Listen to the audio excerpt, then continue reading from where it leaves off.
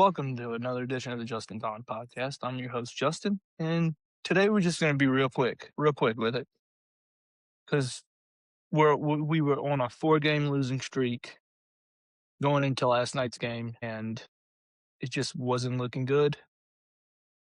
We didn't look good out there. They didn't look comfortable out at Ole Miss. Pitching was decent on Friday night, but on Saturday we had a complete defensive and pitching collapse. On Sunday, we had a defensive collapse, and that eventually cost us the game. But we're going to get into that right now. We're just going to go over inning by inning the games, starting with the Friday night Ole Miss game. Offensively, we started off hot. We scored two in the first inning of each game. Then, in the bottom of the first, we let them come back, get two themselves. Catching needs to be better. Again, I feel like I've said that 1,000 times. We need to catch the ball better. But, then they homered to go up 3-2. Then it was quiet. We tied the game 3-3. Then we made some defensive changes, and that eventually cost us later on, where you get a single, then error on the second baseman that eventually cost us, and we ended up losing this game, I think by a final of 6-3. Cowan took the loss. Pitching wise, we weren't horrible. Evans did give up 3, but he struck out 9 in that first game, which is a highlight. If we can eliminate that one bad inning from him and get him to settle in faster, we'll be fine. He'll be he's an SEC Friday night guy. Saturday, this is where it gets real ugly. We scored twice. We get on the board twice in the first 2 innings. Schmidt holds them to scoreless ball through 3, and then in the fourth is where it all went downhill.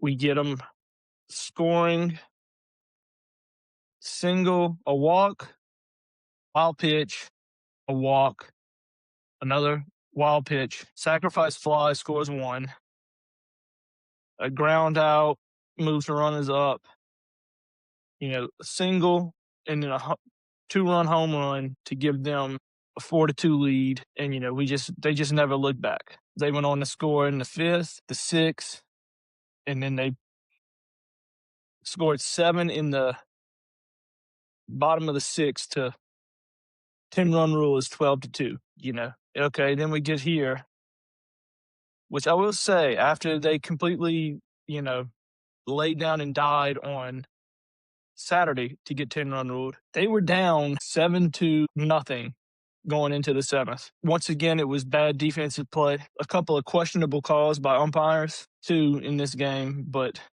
overall, then we had, I'm just skipping to the 7th inning. We had Curiel homer to right field. Aaron Beatty homer to left field. Brown homer to right field. Simpson singled through and scored.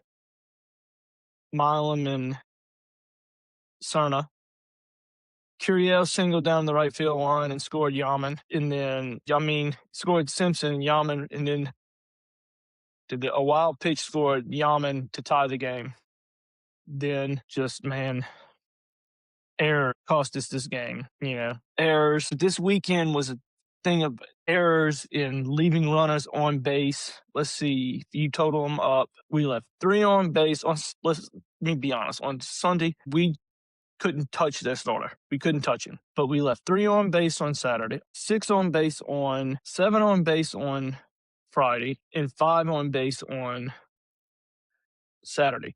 We didn't move the ball, put the ball in play when we had runners on. We didn't do anything. Let's talk about the bright spot, which was last night. At first, it was a back and forth game. We scored 1. They scored first. Then we got on the board. Then they took a 2-1 lead, and then we jumped back and got 3.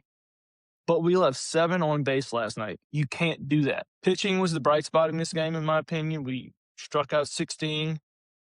We only walked 2. But what needs to be addressed is the errors. We need to get into that rhythm where we are our pitching can trust our fielders and don't feel like they have to make a pitch. I feel like we've got Braun at first to where our, infield doesn't have to make the perfect throw every time. They can just throw it and trust the guy to make the catch. He's not perfect either, but he's a little better than what we had there. And offensively, he's really good right now. Looks like Brown's starting to come back with the bat. Milan's starting to pick it up. Curiel's picking it up. Stanfield and Dardar, we could keep those guys healthy. That's where we're at our peak. Our infield is Braun, Dardar, Milan, and Pearson. And the outfield, if Stanfield stays healthy, the outfield is great with Stanfield, Curiel, and Brown. Where we need heavy improvement is behind the plate of catcher. That's a position where it's in the name, catch the ball. Catch the ball. We've got a catcher sitting on the bench who can catch and field, just catch cleanly and field the position cleanly. And he's on fire with the bat too, Yaman. But what it boils down to is these guys need to build a trust and start playing as a team and come together. Today's tax day. It's the 15th. This is when Jay likes to have his final lineup set. We'll see about that this weekend. We've got Texas A&M, who just came off a huge 2-game sweep of their rival in Texas. They're riding a high, and I think, if I'm not mistaken, are ranked number 10 right now in D1 top 25 with a conference record of 9-5 and an overall record of 28-7. Here's the weekend you bounce back.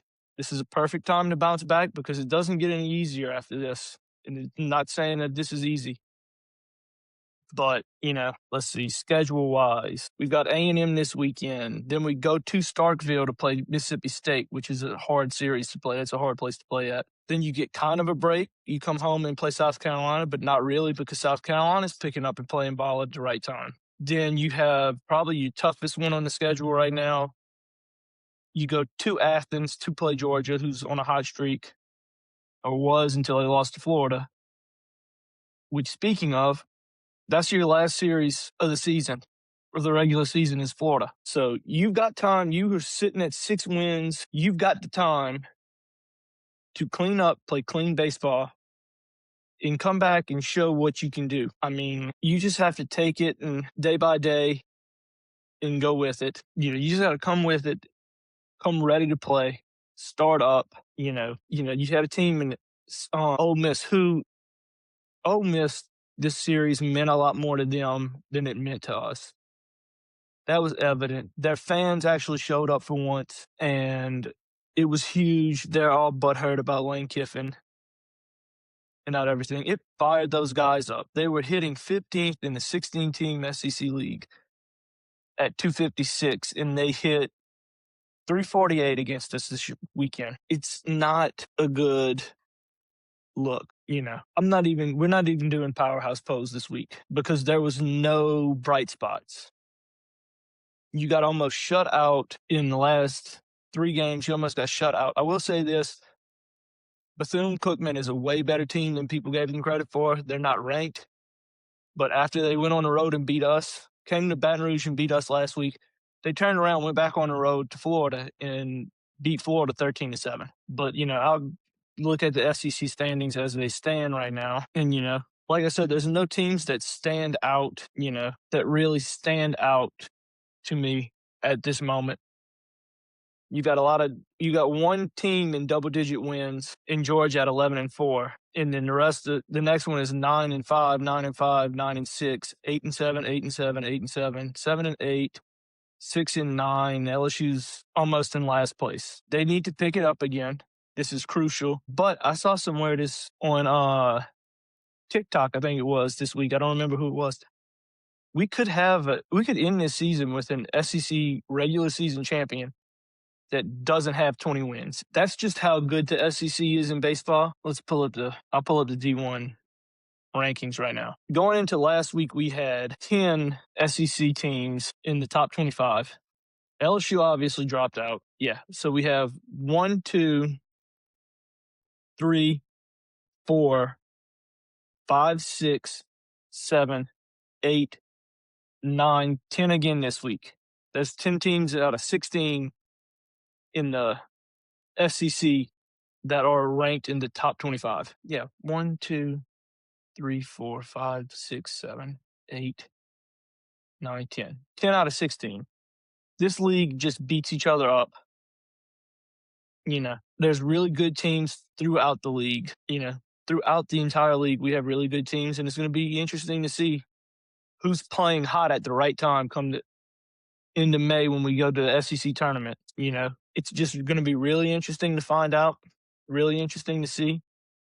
We'll see how it goes, but this league this year there's not one team that's drastically better than the next. And as bad as LSU is doing with the Texas A&M, Mississippi State, South Carolina, Georgia, Florida, with the 5 series we have left, if LSU plays to the capability of LSU, pitching, fielding, hitting, running the bases, they play to their potential where we were the preseason number 1.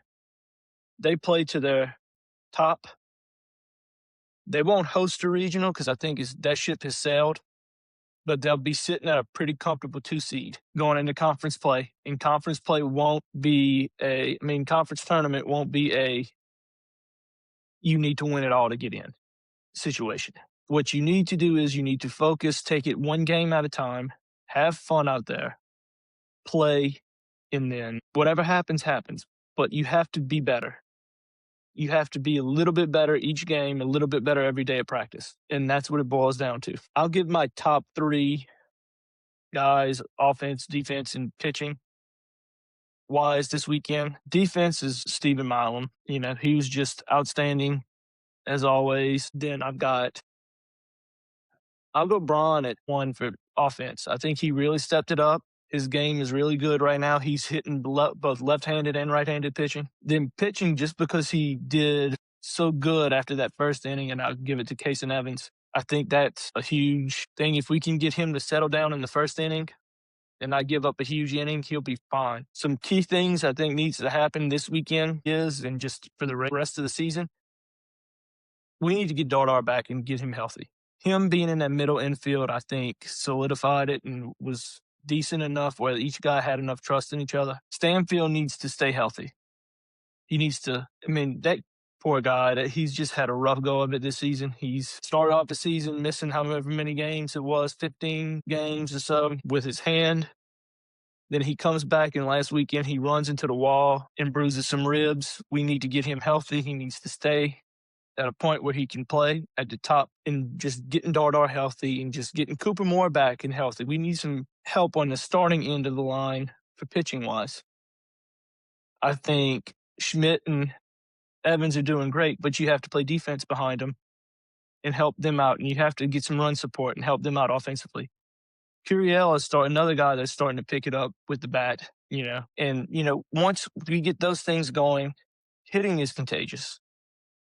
And it'll come. These guys just need to go out there and play their game, and it'll come. They'll get the breaks, but they need to go out there, work hard, play, and just play with the intensity that they want to win, that they want to be out there. And everything will fall into place, and we'll hopefully be in a regional. But, hopefully it gets better before it gets worse, and it doesn't get any worse.